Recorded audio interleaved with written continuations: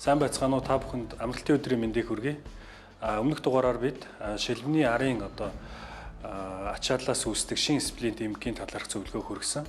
Энэ удаад бид мөрний өвдөлт гэмтэл ялангуяа мөрний ротатор капинг гэж ярьдаг мөрийг эргэлдүүлэгч булчингийн гэмтлийн талаарх зөвлөгөөг хүргэнэ.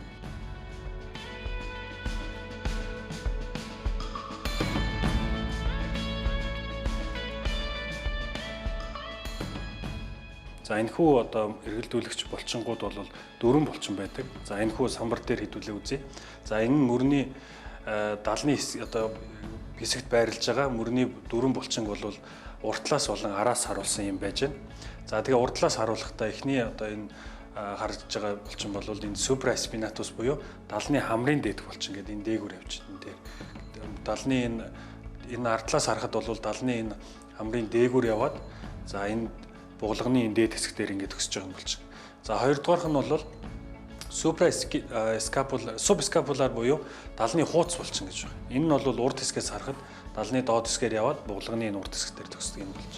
Гуравдугаарх булчин нь юу гэхээр teres minor буюу энэ баг бөөнкий булчин гэдэг. Далны ар хэсгээс хараад далны ар доод хэсгээс буглагын хэсэгт эхлэгддэг. Энэ дөрвөн булчингийн гэмтлийн талаарх ярина.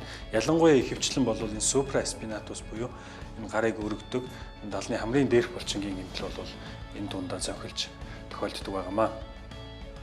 За энэхүү гэмтэл нь спортууд бол илбэг тохиолддог. За ямар спортууд илбэг тохиолддог гэхээр гарыг ихээр ашигладаг, ялангуяа мөрний хөдөлгөөн их давтагч хийгддэг ийм спортууд тохиолддог. За энэ нь бол сагсан бөмбөг, гар бөмбөг, ширээний теннис гих зэрэг спортуудад тохиолддог. Мөн гарны хөдөлгөөнийг ихээр ашигладаг мужаан, сантехник ч юм уу гих мэт мэрэгжлийн онцлогтой хүмүүст бол тохиолдох нь илбэг байдаг. Дөрвөн булчин нь бол их чухал үүрэгтэй булчин.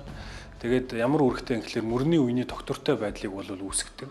За мөрний үе өөрөө бол их өргөн хүрээний далайцтай хөдөлгөөн хийгддэг учраас зантан бүтцийнхаа хувьд үйл ажиллагааныхаа хувьд айгүй эрсдэл өндөртэй. Тэгээд гэмтэл их авдаг юм үе байгаа.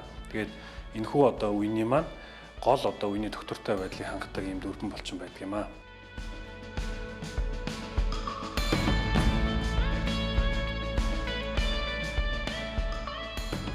Үүсгэж байгаа шалтгааныг нь хоёр ангилдаг. Нэгдүгээрх нь бол гэмтлийн гаралтай буюу цочмог. За ямар нэгэн байдлаар мөргөх, цохох, мөрөөрөө унах гэх зэрэг энэ тохиолдлууд бол шууд үүсдэг. За мөн энэ мөрний мултрал үүссэн үед бол хавсарч гэмтэх тохиолдол бас байдаг. За бас хэлбэг үзэгдэх нь бол 40-оос дээш насны энэ хүмүүст бол ачааллын гаралтай маш удаан хугацаанд нэлээд олон жилийн хугацаанд олон давтагдсан хөдөлгөөн ачааллын улмаас бол тухайн булчин шөрөмсний идүүд бол илэгдэж бичил гэмтлүүдийн улмаас бол энэ гэмтэл үүсч өвдөл зовөр үүсэх ийм шалтгаантай байдаг. За энэхүү гэмтэл өвдөлтийн үед бол ямар шинж тэмдэг илэрхүү гэхээр хамгийн нэгдүгээрт бол өвдөлт үүсдэг. За өвдөлт нь бол онцлогтой. За ачаал өгсний дараа их өвдөлт нэмэгддэг. За дээрэс нь шүн унтаж чадсангүй, шүн унтуулахгүй өвдөд байна, хэвтгэр өвдөд байна гэсэн ийм онцлог, ийм шинж тэмдэгтэй байдаг. Мөн үений далайц бол алдагдаж гараа өргөх, биеэс холдуулах гэх зэрэг хөдөлгөөний үед бол бас өвдөлт үүсч үений далайц хязгаарлагддаг байгаа. Гэх мэт ийм онцлог, ийм зовиорууд бол илэрдэг байх нэ. Энэхүү эмгэгийн үед спортын туслах хэрэгсэл болох тэп болтыг хэрхэн хэрэглэх ийм талаар бол үргэлжлүүлээд хүргэе. За энэхүү тэп болтыг хийснээр бол мөрний үений тогтвортой байдлыг хангаж өгнө. Дээрэс нь үений үйл ажиллагааг дэмжиж өгнө. Мөн мэдрэмжийн мэдрэлийн үйл ажиллагааг дэмжих гэх зэрэг ийм ач холбогдолтой байдаг. Ингээд тэп болт хийх хэсэг рүүгээ шилжицгээе.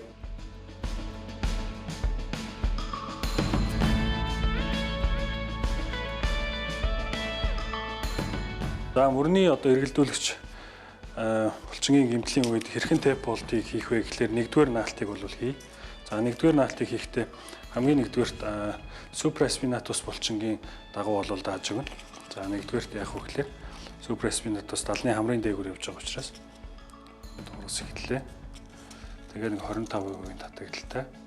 Эндээсээ уршаа мөрний урд хэсэг рүү тавьж авлаа. За ингээд хоош. Эхний наалт. За хоёрдугаар наалт нь яах вэ гэхлээр мөрний бас тэр төгөр хэсгээс эхлүүлээд хүртлийн энэ бүр хэсгээс эхлүүллээ. Эндээс нааж эхэлж өгснийхаа дараа 25% татагдaltaй далны хамрын доот булчингийн дагуу татчих. За 2 дугаар наалт. За 3 дугаар наалт нь яг хөглөөр Terrace Minor буюу бага өөрөнгийн булчингийн дагуу бол нааж өгнө. За булганы энэ урт хэсгээс эхэллээ. За энэ хэсгээс эхлээд доошоо чиглэлтэй Terrace Minor булчингийн дагуу нааж өгнө. За ингээд энэ хүү одоо наалт маань бол өндөрлөж байна.